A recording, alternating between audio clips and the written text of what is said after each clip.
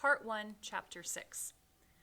Mr. Connect had been my Pop Warner coach for years, but in 8th grade his son, Joey Connect, quit playing.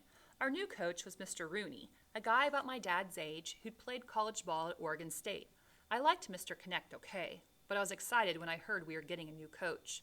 The first day, Rooney had us line up on the 50-yard line. He'd call a name, and then that guy would step forward, and he'd ask a few questions. The typical stuff. Finally, it was my turn. "Nick Johnson," he said. I stepped forward and gave a little wave. "Here," I said. He looked down at his clipboard and then looked back at me. "You're the old kid, right? The one who should be in high school? The one playing on an exemption?" It was like being hit in the face. I was totally embarrassed, totally humiliated. Most of the guys on the team didn't know I was older, and the few who did had known for so long that it was if they didn't know. Rooney brought it back, and the way he said it made it seem as though I was a cheater. "I started kindergarten a year late," I said. "My dad thought, are you Mike Johnson's kid, the guy who played for the Huskies?" He said it as if it was something to be ashamed of. I nodded. "All right, Johnson, you don't have to give me your life story, though I'm sure it's fascinating. What position do you play?" "Running back," he snorted. "Figures." Practice was like every other first practice.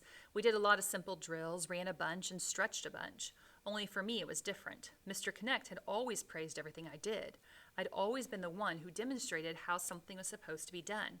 For Rooney, nothing I did was good enough. He wouldn't even call me by my name. I was Red to him. "Pick it up, Red," he'd say, or "Pay attention, Red." I hated being called Red, and the more he did it, the more I hated him. After practice, my dad asked about the new coach. When I complained about him, my dad closed his eyes and scratched the top of his head. Rooney. I think I remember him. It seems to me there was some play where I ran over him and into the end zone. It ended up on Sports Center. My dad laughed.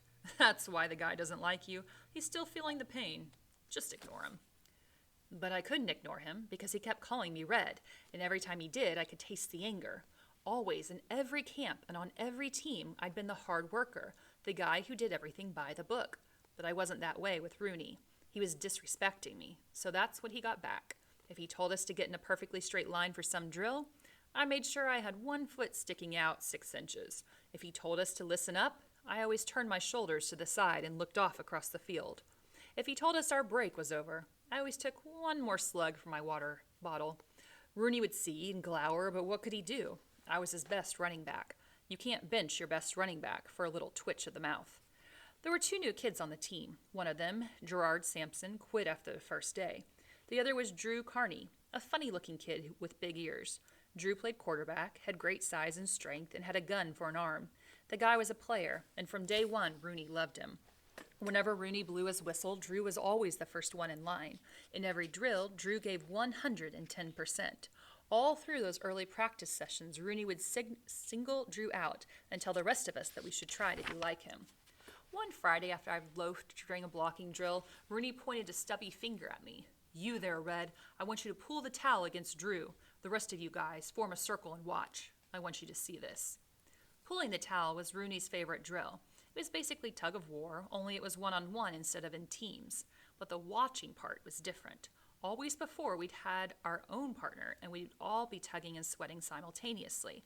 Only you and your partner would know who won. Rooney had us face off at the 50-yard line. The object was simple. Pull the other guy completely over the line. I took hold of one end of the towel. Drew grabbed the other. I looked towards Rooney, but before I was ready, he blew his whistle. A split second later, I was lying face down in the dirt on Drew's side of the 50. The guys circled around, laughed. Rooney glared down. "That wasn't fair," I said. "I wasn't ready." "You're never ready," Rooney barked. "Go ahead. Pick up the towel. Try again." I took my end of the towel and grabbed it as tightly as I could. I didn't look to Rooney this time. I kept my eyes on Drew. The whistle blew. I dug in my heels into the ground and pulled. My arms started aching. My legs started cramping. I tried to turn just a bit, but in that split second, something happened. Because for the second time, I was lying face first in front of Drew. And for the second time, everyone was laughing. "You want to go a third time?" Rooney said. I shook my head. "I didn't think you would. You're Mike Johnson's son through and through. You're going to end up just like your father, the talent of an all-star, the attitude of a punk. I'd seen that smirk on your face for too long. I've seen it, and I'm sick of it. I'm not having bad actors poisoning my team." So you think it over, Mr. All-Star Mick Johnson. You want to play for me? Then you practice the way I want you to practice. If not, don't come back. Now go sit on the bleachers until the end of the practice. I went to the bleachers and sat, my hands clenched in fists, a lump in my throat. I wanted to hit Rooney for what he'd said and for what he'd done. It wasn't my fault he was a lousy linebacker. It wasn't my fault my dad had humiliated him on the field. Why was he taking it out on me? Finally, the whistle blew, ending practice. As I headed to the parking lot, my dad pulled in.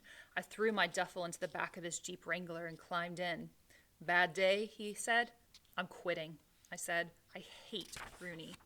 He pulled out of the lot. What happened? Nothing happened. Rooney doesn't know anything about football, that's all. He's stupid, and I'm quitting. He drove in silence for a while. At a red light, he looked over at me. You need to play on a team, Mick. Then I'll play on another team, I said. You can't play on another team. The teams are set by where you live.